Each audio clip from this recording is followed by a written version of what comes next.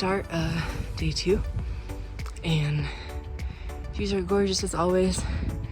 There's wildflowers, hard to see on here, but everywhere. And I mean, what? I'm realizing as I'm hiking that it's basically, backpacking is basically doing step up after step up after step up with 30 to 40 pound, a 30 to 40 pound dumbbell. Like, okay, noted. But this is gorgeous. Today is a long day, a longer day, around 11 miles and around 3,000 something feet of elevation gain estimated. So left camp earlier than I normally would to make sure that I'm over both passes and back below tree line before 1 p.m. probably. Gave myself an estimate of hiking around a mile an hour because I've never done such high altitude backpacking before. So we'll see how it goes.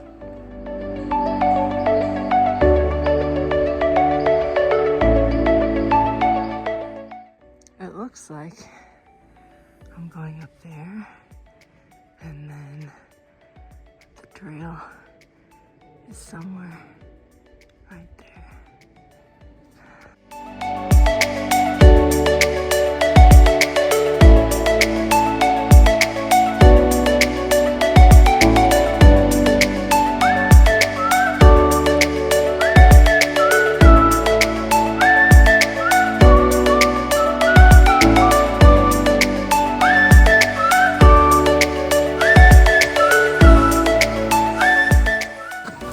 This is the sound of going through the shrubby areas. My backpack and dish, whatever, mug, and some of them are almost as tall as I am.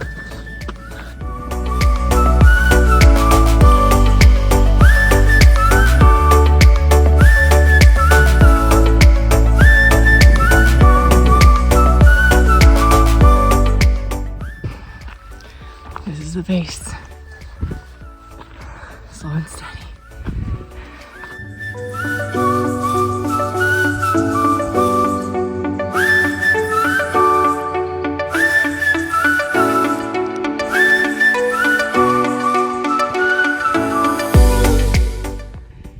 Top of Maroon Pass and the other side.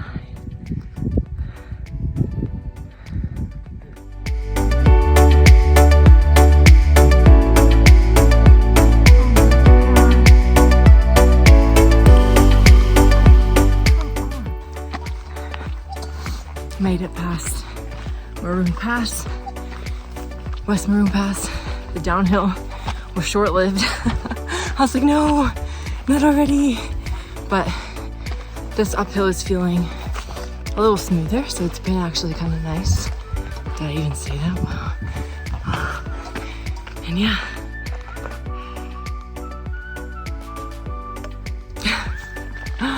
Gorgeous.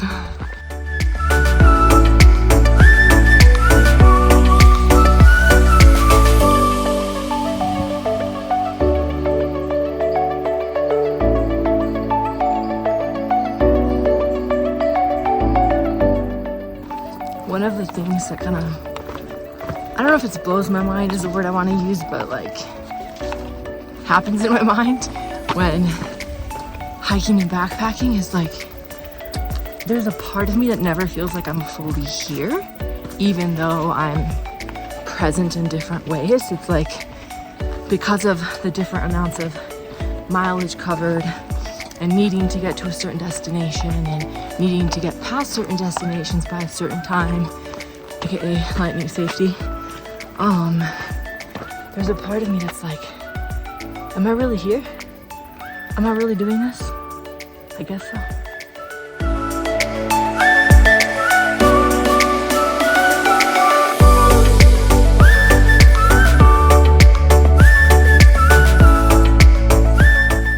Man, if I thought West Maroon was steep,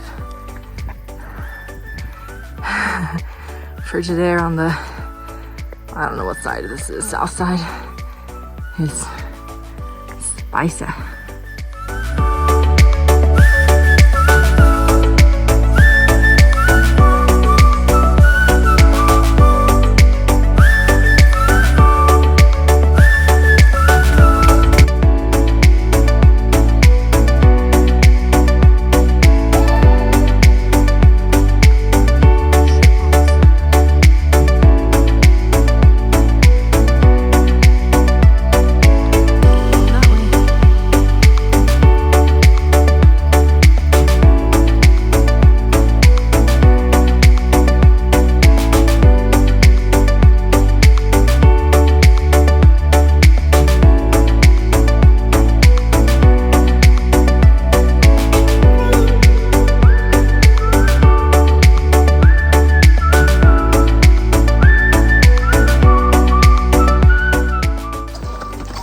Past Frigidaire, and we're back in a little shrubby area, which is kind of fun, to be honest, other than the fact that I'm convinced, you know, something's gonna pop out around every corner.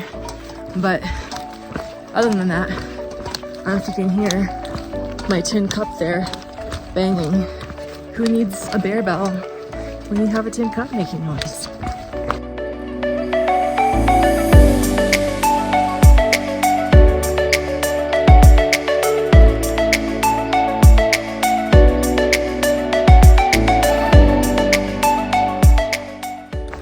So one thing I've definitely realized is I like exposed areas better. I like the views of them. I like, oh goodness, I hope I didn't break my water filter. It's not even mine. I like the views of the more exposed areas, the feeling of like being in like such a big place. And as you can tell by my like looking around myself, I also like the fact that I feel like I can see something if it's coming at me versus being more in like the trees and shrubs. Makes me more aware of like being loud. So if something is around the corner, they can hear me, but it definitely has me on higher alert, especially when it seems like I'm mostly alone on the trail. Man, I'm gonna get a workout in my shoulder from holding this phone up. Let's switch hands here for a second. Alrighty, not gonna be as great, but oh well. Whoa, that's me. What was I saying? Yeah, especially when it's been a while of being alone. That's the biggest part. Like when I see people on trail frequently, even if it's not packed, but like, I don't know, every 15 or 20 minutes I'm passing somebody, that has a different feeling to it already for me.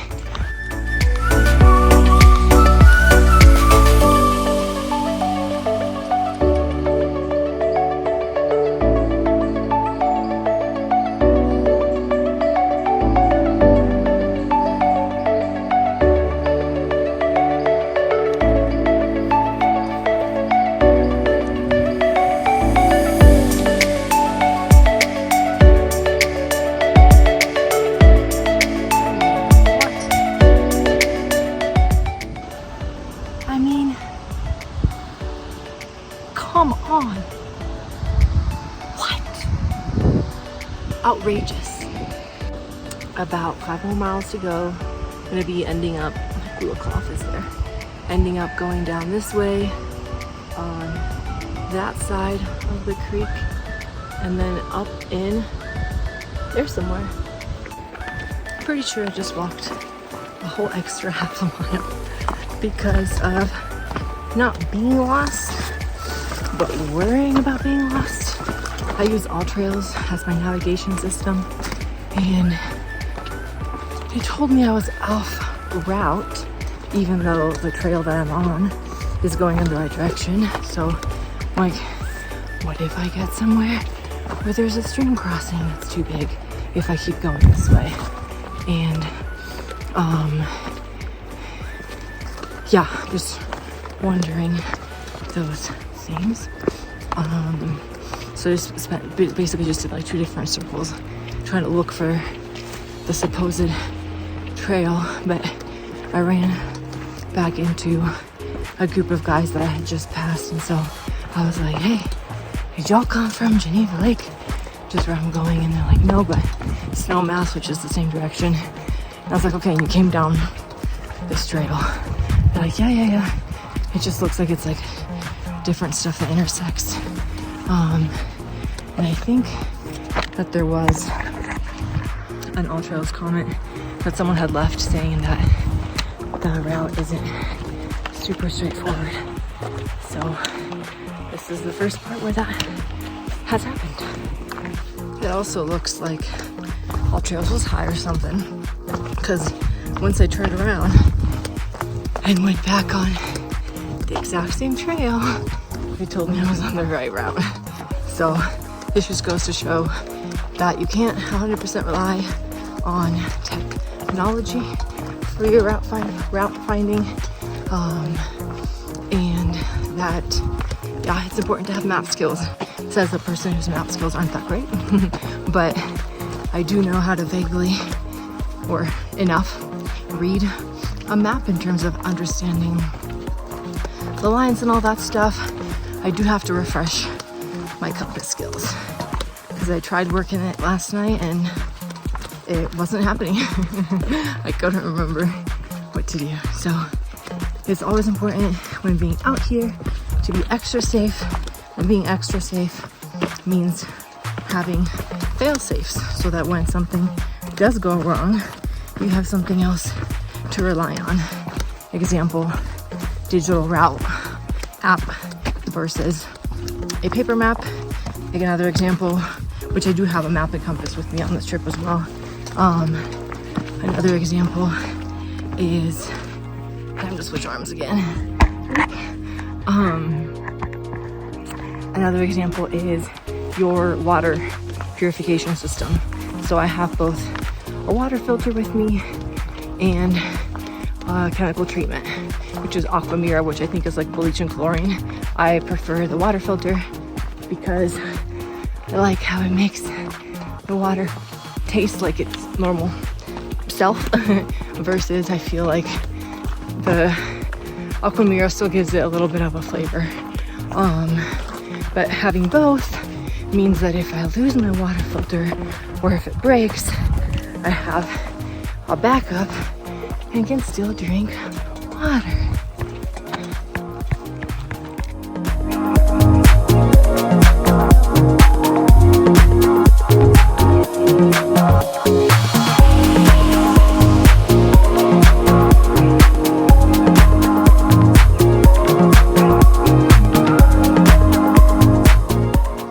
So I'm about 9 or something miles in. All Trail says it's 13, but I think it's just miscalculating when the GPS signal was wonky, and definitely feeling it at this point. Like I was feeling the uphills before, but this is more like I can feel my tank is running a little low, kind of feeling it. I have 3 more miles to go theoretically, and yeah, the uphills are just starting to feel a little tiring, even when they're not. Cute little river creek thing that uphilly. My feet are a little bit sore and my shoulders are definitely feeling the pack at this point. And what? I'm still having the time of my life. I have officially put one headphone in, not both, because safety. Because shit's getting real. I think I have like another 1,000 feet to go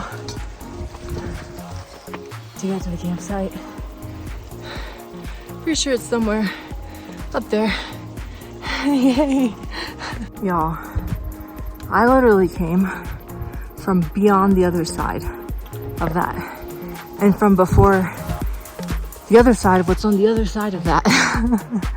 I am Poop-de-dooped.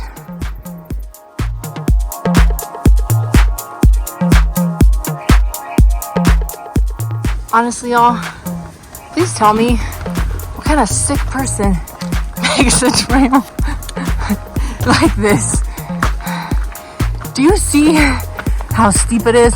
Probably not, because it's on a video. But like, I'm serious, man. This thing is, I don't know, a lot of degrees. No matter how hard a climb is, like looking back to the river, it's hard to point from here. That's where I just came from. Bodies are amazing, that's all.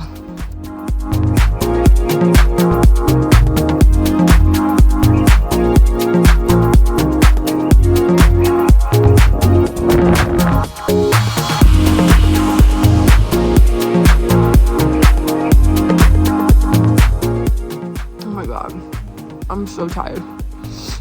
There's a chirping and I'm not convinced it's a mountain lion. And I have sunscreen in my eye. I think it's just birds.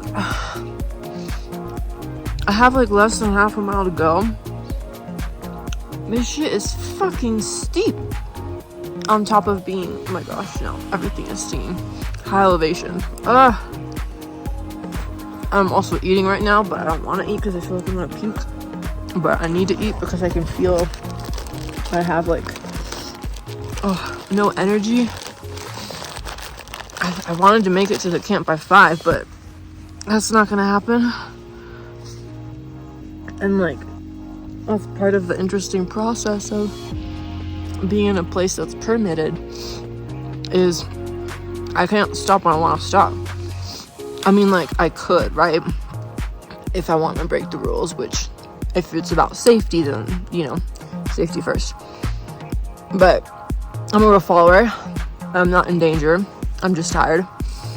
This is one of the hardest things I've done, I think. And I think it's mainly because of how fatigued I am, and to be climbing like this late in the day. Oh my god, I've never done something like this. I've never climbed so much, so steeply, so late after already climbing 2 passes. And like, you know, it's been like 10 miles at this point at least. I think the app was also inaccurate and that this was more than that, but the feelings are happening and that was part of the process. I don't know if I'm going to show this to everybody, but at least I have it for my records. And yeah, I took probably a good 15-minute break right now. Hydrate, eat a little something, reapply sunscreen, hopefully the last batch of sunscreen for today since it's 4:30. I just have to make it. I think it's even less than half a mile, and then it's downhill. I still have more to go, but at least it's downhill. So here we go.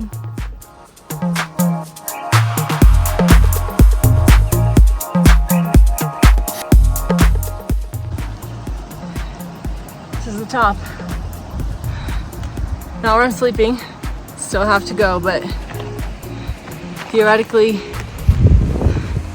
the stuff that's left doesn't have that much steepness. Fingers crossed, because you never know.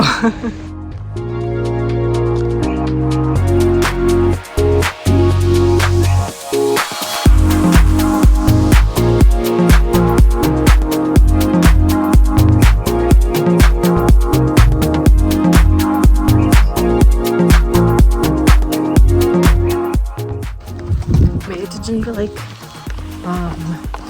and found one camp spot that had like enough room for a few tents.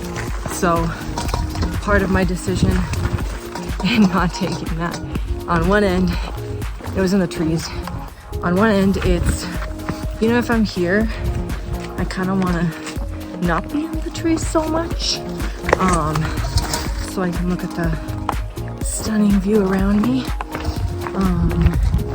and at the same time the dudes could use that spot I think they could probably all fit in there, and I don't know how late they're coming in, so, or if they're coming at all, but you know, give them some options that are closer.